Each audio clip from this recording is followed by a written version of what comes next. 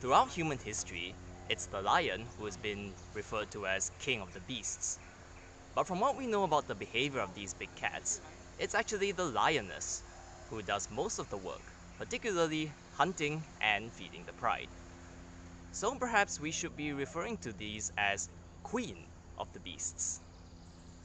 The only truly social big cats, lion prides, have related females at their core.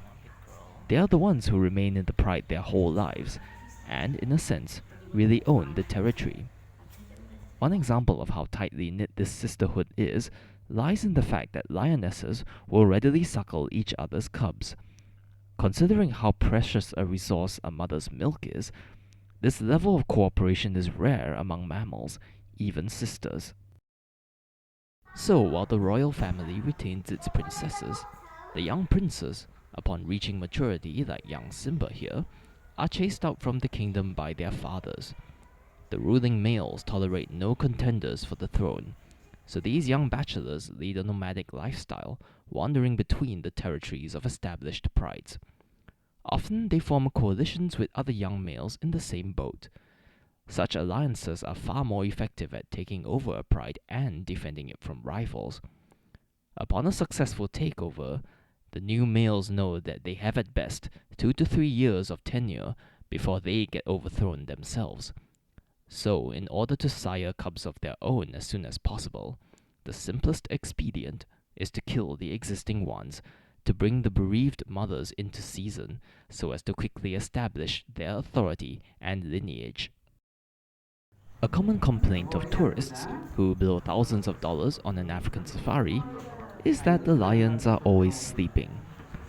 Well, when your caloric intake comes infrequently, but in bulk, and you have no worries about something else eating you, you can afford to sleep up to 20 hours a day.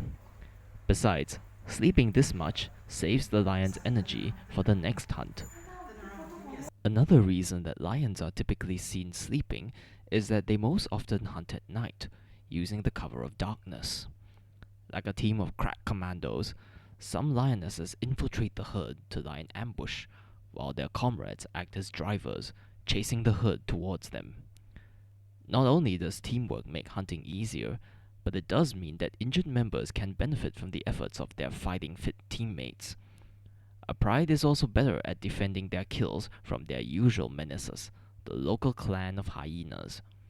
This is where the males, who get the so-called lion's share, can earn their keep. As the biggest predators on the plains, no other hunter, not even the mob-like hyenas, would dare challenge them. For all their strength and status as the top predators on the savannas, lions were soon supplanted by the newest and eventually deadliest hunters of all, humans. We drove the big cats to extinction in many parts of their former range because their need for sufficient space and prey threatened us and our livestock. In a real sense of irony, despite the plethora of lion imagery throughout Europe, from Trafalgar Square to various coats of arms, not a single lion has roamed wild there since the 2nd century AD. The lion's kingdom has now shrunk to protected areas which in the long run may prove too small to support them. Humanity eventually wrested the lion's crown from it by eliminating the big predators wherever they went. But other smaller hunters, long used to living in the shadow of the lion and its ilk, managed to find new ways to coexist with these new rulers of the world.